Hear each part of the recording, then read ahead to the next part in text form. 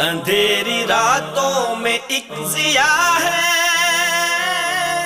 یہ نوع انسان کی رہنما ہے، حدیث نبوی۔ السلام علیکم ورحمۃ اللہ وبرکاتہ۔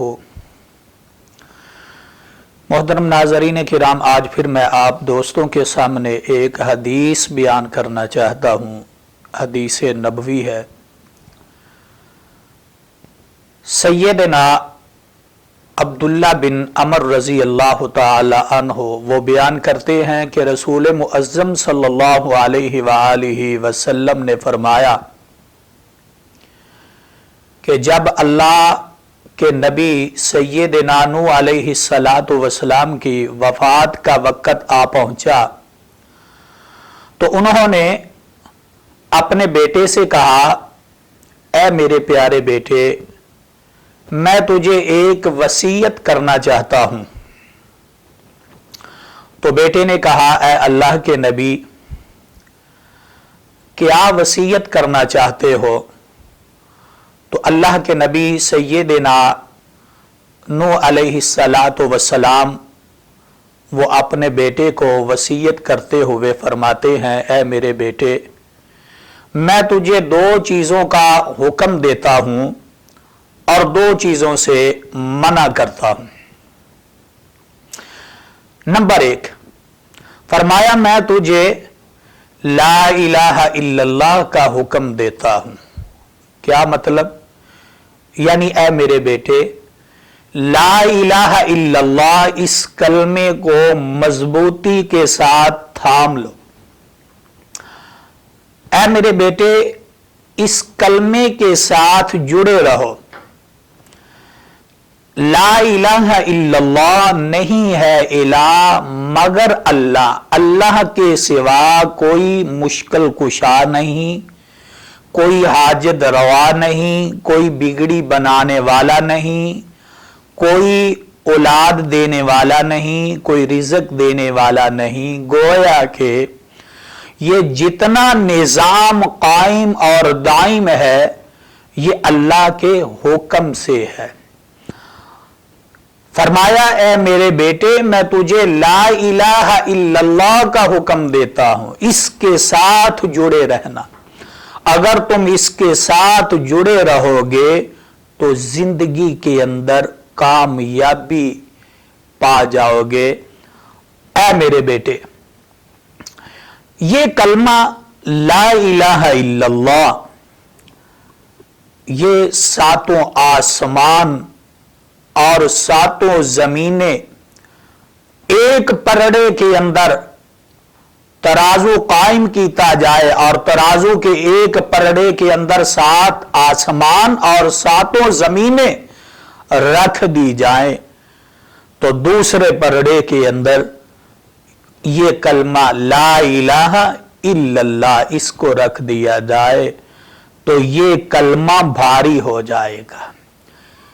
یعنی کلمے والا ترازو پرڑا جو ہے وہ بھاری ہو جائے گا۔ 7 آسمان اور 7 زمینیں اور اس کے اندر جو کچھ بھی ہے، اور آپ دیکھتے ہیں بڑے بڑے بلند و بالا پہاڑ ہیں، فرمایا یہ سارے کے سارے ایک پرڑے کے اندر 7 آسمان 7 زمینیں سب کچھ ترازو کے ایک پرڑے کے اندر رکھ دیا جائے اور دوسرے پرڑے کے اندر لا الہ الا اللہ اس کلمے کو رکھ دیا جائے تو یہ پرڑا جو ہے لا الہ الا اللہ والا یہ بھاری ہو جائے گا۔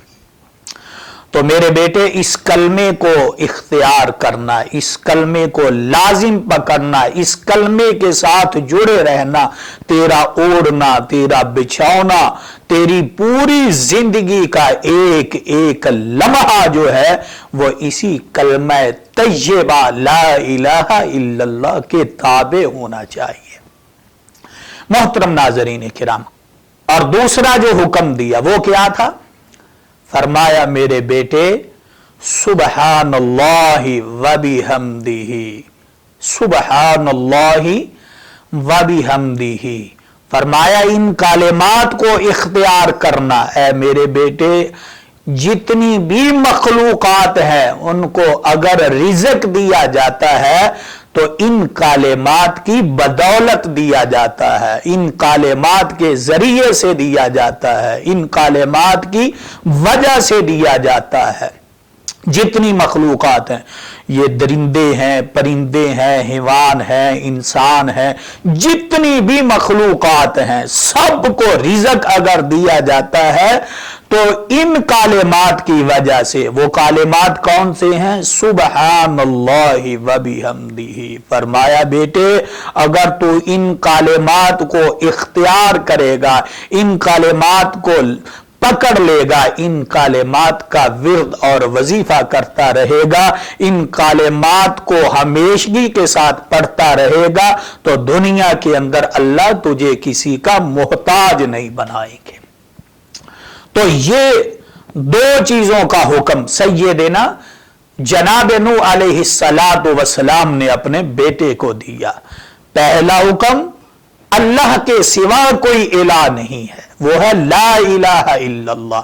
اللہ کے سوا کوئی حاجت روا نہیں ہے، اللہ کے سوا کوئی مشکل کشا نہیں ہے، اللہ کے سوا کوئی بگڑی بنانے والا نہیں ہے۔ کلی اختیارات جو ہیں وہ اللہ کے ہیں، وہ جو چاہتا ہے وہ سو کرتا ہے۔ تو عزیز ساتھیو، محترم ناظرین کرام، اور دوسرا جو حکم تھا اور وہ یہ تھا کہ بیٹے سبحان اللہ و بحمدہ، اس کو لازم پکڑ لو اور اسے اختیار کر لو، اور ہر لمحے یہاں بھی تم ہو، گھر ہو، باہر ہو، جس جگہ پہ بھی ہو، ان کلمات کو ضرور پڑھا کرو، سبحان اللہ و بحمدہ، سبحان اللہ و بحمدہ۔ گویا کہ اللہ رب العزت رزق ان کلمات کی بدولت دیتے ہیں، سبحان اللہ و بحمدہ، سبحان اللہ و بحمدہ۔ تو محترم ناظرین کرام، یہ دو چیزوں کا حکم دیا اور جن چیزوں سے منع کیا وہ کیا ہے؟ فرمایا میرے بیٹے شرک، میں تجھے شرک سے منع کرتا ہوں، بیٹے شرک نہ کرنا۔ اور شرک آپ جانتے ہیں قرآن پاک کے اندر اللہ رب العزت نے فرمایا ان الشرک لظلم عظیم، شرک سب سے بڑا گناہ ہے، سب سے بڑا۔ اور اللہ رب العزت فرماتے ہیں میں نے شرک کو معاف نہیں کرنا، مشرک کو معاف نہیں کرنا، مشرک کی تو معافی ہے ہی نہیں۔ اب جو کہتا ہے کہ ہمیں وہ اللہ کے رسول صلی اللہ علیہ وسلم وہ ہماری شفاعت کر کے بخشا لیں گے، مشرک کی تو شفاعت ہے ہی نہیں، اللہ کے نبی بھی اس کی شفاعت نہیں کریں گے۔ تو فرمایا بیٹے شرک نہ کرنا، میں تجھے شرک سے منع کرتا ہوں۔ اور نمبر 2 فرمایا تکبر سے منع کرتا ہوں، تکبر نہ کرنا۔ تکبر کیا ہے؟ حدیث کے اندر آتا ہے نبی رحمت صلی اللہ علیہ وآلہ وسلم سے صحابہ کرام رضوان اللہ علیہم المجمعین نے پوچھا اے اللہ کے رسول صلی اللہ علیہ وسلم تکبر کیا ہے؟ تو نبی اکرم صلی اللہ علیہ وسلم نے فرمایا میرے صحابہ کی جماعت، تکبر حق کو جھٹلانا ہے، حق کو جھٹلانے کا نام تکبر ہے۔ گویا کہ توحید کی دعوت کو جھٹلانا، توحید کا انکار کرنا، اللہ رب العزت کی یکتائی اور اللہ رب العزت کی وحدانیت کا، اللہ رب العزت کی ربوبیت کا انکار کرنا، گویا کہ یہ حق کو جھٹلانا ہے۔ تو اسی کو تکبر کہتے ہیں۔ آج جو سینہ زوری کے ساتھ وہ کہتے ہیں جناب ہم کرتے ہیں، ہمارا کون ہے کوئی بگاڑنے والا؟ کون ہے بگاڑنے والا؟ ہم جو کچھ بھی ہم نے لینا ہے وہ ہم ان مزاروں سے لے لیں گے۔ اور معاذ اللہ یہاں تک انہوں نے کہا خدا کے پردے میں سوائے وحدت کے پڑا کیا ہے، ہم لے لیں گے جو کچھ لینا ہے مزاروں سے۔ انا للہ و انا الیہ راجعون۔ اور کہاں کہاں ان ظالموں نے توحید پہ ڈاکہ ڈالا ہے۔ اور اللہ کا نبی آخری وقت ہے اپنے بیٹے کو یہ وصیت کر رہا ہے بیٹے اللہ کے ساتھ شرک نہ کرنا، توحید کو مضبوطی کے ساتھ تھام لینا، لا الہ الا اللہ، اس پہ جم جانا، اسے پکڑ لینا، تیری ساری زندگی جو ہے وہ لا الہ الا اللہ پہ گزرے۔ تو محترم ناظرین کرام، آج ہم دنیا کے اندر اگر ذلیل و رسوا ہو رہے ہیں تو اس کی وجہ کیا ہے؟ صرف یہی وجہ ہے کہ ہم نے توحید کو چھوڑ دیا، ہم نے اس کلمہ طیبہ کو چھوڑ دیا، لا الہ الا اللہ کو چھوڑ دیا، ہم نے غیروں کو اپنا حاجت روا بنا لیا، غیروں کو مشکل کشا بنا لیا، غیروں کو بگڑی بنانے والا بنا دیا، اور ہم نے، اور معاذ اللہ وہ تو مکے والے مشرک تھے نا، انہوں نے تو 360 بت جو بیت اللہ کے اندر رکھے ہوئے تھے وہ تو 360 کی پوجا کرتے تھے۔ اور آج ہم دیکھ لیں، کوئی ایسا محلہ نہیں، کوئی ایسا گاؤں نہیں، کوئی ایسا شہر نہیں جہاں ہم نے معبود نہیں بنا رکھے۔ محترم ناظرین کرام، ذرا سوچیں، ذرا خیال کریں، توحید ہے تو سب کچھ ہے، اگر توحید نہیں تو کچھ بھی نہیں۔ اگر کلمہ طیبہ لا الہ الا اللہ، اور یہ اکیلا لا الہ الا اللہ زبانی پڑھنے سے نہیں بلکہ اس پہ عمل کرنے کی ضرورت ہے۔ نہیں ہے الہ، نہیں ہے حاجت روا، نہیں ہے کوئی مشکل کشا، اے اللہ تیرے سوا تمام مخلوقات کا خالق، مالک، رازق اگر ہے تو وہ اللہ کی ذات ہے۔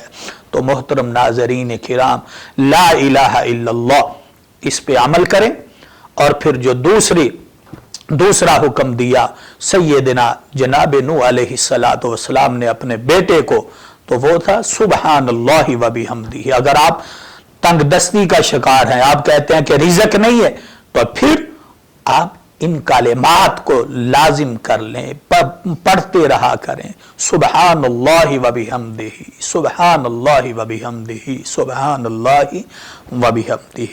السلام علیکم ورحمۃ اللہ وبرکاتہ۔